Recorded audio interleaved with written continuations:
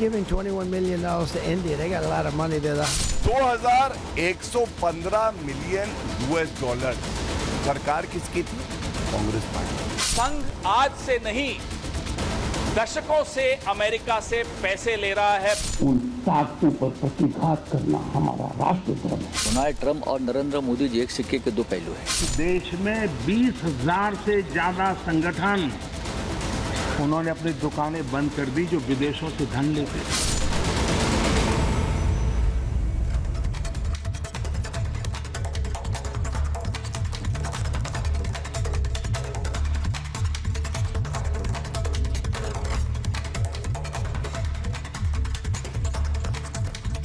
नमस्कार, आपके साथ मैं हूं सुजाता कुकरेती। आप देख रहे हैं अपना फेवरेट शो महाभारत। और महाभारत में आज बात होगी एक हड़कंप की जो भारतीय सियासत में मच गया है।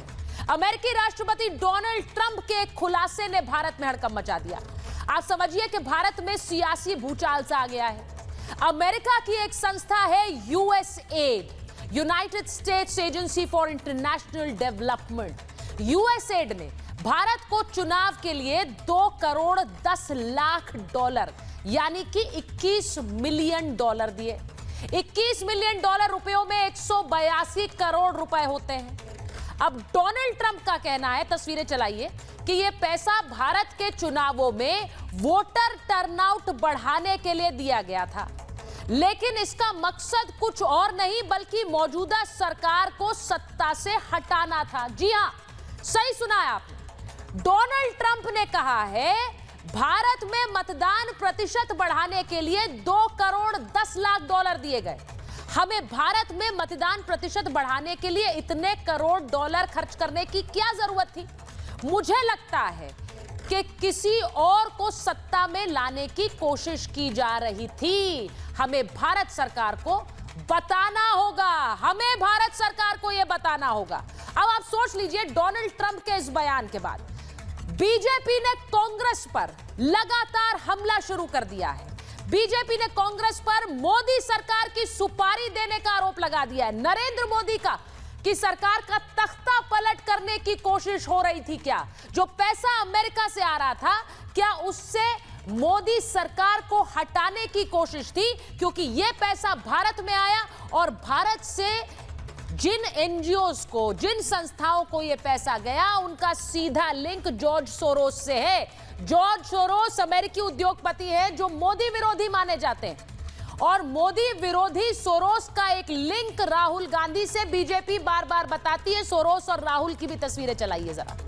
बीजेपी ने कांग्रेस पर विदेशी ताकतों से मदद लेने का आरोप लगाया है। ये जो आप तस्वीरें राहुल गांधी की देख रहे हैं, विदेश में जाते रहे और विदेश में जाकर वो अमेरिका में जाकर, लंदन में जाकर लोकतंत्र की बात करते रहे कि देश में, भारत में लोकतंत्र को खतरा है। वो ये कहते रहे कि विपक्ष का दमन हो रहा है, और वहां बैठकर उन्होंने उन सरकारों से अपील की कि हमारे यहां लोकतंत्र को बचाइए। लोकतंत्र को बचाने की अपील राहुल गांधी ने की। अब ये सीधे सीधे सवाल उठाता है कि लोकतंत्र को बचाने के नाम पर क्या अमेरिका से पैसा आया? पैसा जो आया वो क्या मोदी सरकार को हटाने के लिए आया? उस पैसे का उपयोग क्या मोदी के तख्ता पलट के लिए किया जा रहा था? क्योंकि वोटर टर्नआउट को लेकर 182 करोड़, ये छोटी संख्या नहीं है, ये छोटा अमाउंट नहीं है। 182 करोड़ रुपए अमेरिका ने वोटर टर्नआउट बढ़ाने के लिए भारत को दिए, और ये भारत में कुछ एनजीओ संस्थाओं को दिए गए जिनका सीधा लिंक सोरोस से है। अब यह सवाल बार बार पूछा जा रहा है कि सरकार को अपदस्थ करने के लिए, क्या सरकार को हटाने के लिए इस पैसे का इस्तेमाल हुआ है? मैं आपको जरा सीधे शब्दों में एक बार समझाना चाहती हूं कि कैसे यह सब कुछ हुआ है। भारत के चुनाव में अमेरिका से फंडिंग हुई, यह कहा जा रहा है। भारत के चुनाव में अमेरिका से फंडिंग हुई है। इसको आगे चलाइए। यूएसएड की तरफ से पैसा दिया गया, यूएसएड की तरफ से पैसा दिया गया, और यूएसएड की तरफ से जो पैसा दिया गया, $21 मिलियन खर्च किए गए।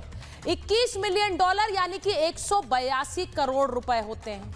अमेरिकी राष्ट्रपति डोनाल्ड ट्रंप क्या कह रहे हैं? उन्होंने क्या खुलासा किया है? उन्होंने कहा है, ये उनके शब्द हैं, कि भारत में वो कोई और सरकार चाह रहे थे क्या? क्या इसके लिए पैसा बाइडेन एडमिनिस्ट्रेशन ने दिया? मोदी को हराने के लिए फंडिंग की गई। जिन संस्थाओं को यूएस एड से फंडिंग हुई है उनका लिंक अमेरिकी उद्योगपति सोरोस से है, ये हम आपको बता रहे हैं। मोदी को हराने के लिए क्या ये 182 करोड़ फाइनेंस हुआ? जॉर्ज सोरोस वो मोदी विरोधी अमेरिकी उद्योगपति हैं। उन्होंने कई बार नरेंद्र मोदी के खिलाफ बयान दिए हैं। उन्होंने यहां तक कि मोदी को हराने की धमकी भी दी थी 2024 के चुनाव से पहले। अब 24 चुनाव में वो राहुल को जिताने की कोशिश कर रहे थे क्या? क्योंकि राहुल गांधी और जॉर्ज सोरोस के बीच के लिंक की बात लगातार बीजेपी करती आई है, और ये भी कि राजीव गांधी फाउंडेशन और जॉर्ज सोरोस की संस्थाओं के बीच एक लिंक है। आज महाभारत में यही सवाल पूछ रही हूं कि क्या ये पैसा तख्ता पलट के ले आया? कांग्रेस कह रही है नहीं, कांग्रेस कह रही है इस पर श्वेत पत्र लाइए, बहुत से सवाल उठा रही है। आज इसी पर कर रही हूं महाभारत। एक रिपोर्ट देखिए।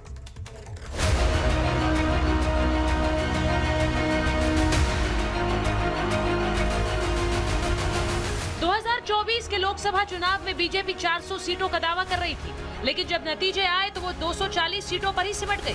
अब अमेरिकी राष्ट्रपति डोनाल्ड ट्रंप ने बीजेपी की सीटें कम होने के पीछे एक अंतर्राष्ट्रीय साजिश का खुलासा किया है। And $21 million for voter turnout in India. What do we need to spend $21 million for voter turnout in India? Wow, $21 million. I guess they were trying to get somebody else elected. Wow, we ought to tell. अमेरिकी राष्ट्रपति Donald Trump के इस खुलासे के बाद भारत में सियासी हड़कंप मच गया। बीजेपी ने कांग्रेस पर आरोप लगाया कि उन्होंने मोदी को हराने के लिए विदेशी ताकतों से मदद ली। नरेंद्र मोदी जी को हटाना है? अरे खुद में दमखम है नहीं, इसलिए विदेशी शक्तियों की तुम बात करते हो, उनका सहारा लेते हो। दूसरा, भारत को कमजोर करना है, क्योंकि मोदी जी के नेतृत्व में तो भारत मजबूत हो रहा है। राहुल गांधी का कहना कि हम लोकतंत्र कमजोर हो रहा है, ये लड़ाई हमको लड़नी पड़ रही है, तो बड़े लोकतांत्रिक देश मदद क्यों नहीं करते? तो ये सीधा लिंकेज है कि जो बड़ी फंडिंग आ रही थी वो भारत के चुनाव को प्रभावित करने के लिए आ रही थी। कांग्रेस ने डोनाल्ड ट्रंप और बीजेपी दोनों के आरोपों को सिरे से खारिज किया। कांग्रेस ने यूएस एड के इस पैसे का बांग्लादेश में इस्तेमाल होने की बात कही और आरोपों पर व्हाइट पेपर यानी श्वेत पत्र की मांग भी की है। ये कि कोई भी विदेशी पैसा किसी संस्था को देते हैं तो एफसीआरए के थ्रू जाता है। एफसीआरए के सारे रिकॉर्ड सरकार में है। आपने जितने भी पैसे खर्च किए वो रिकॉर्ड सरकार में है, चाहे यूएन की एजेंसी हो, चाहे यूएस एड हो। डोनाल्ड ट्रंप और नरेंद्र मोदी जी एक सिक्के के दो पहलू हैं। कांग्रेस समेत विपक्षी नेता अब चाहे जो कुछ भी कहें, लेकिन लोकसभा चुनाव के दौरान कांग्रेस नेता राहुल गांधी कई बार विदेश जाकर भारत के लोकतंत्र पर सवाल खड़े कर चुके थे और लोकतंत्र को बचाने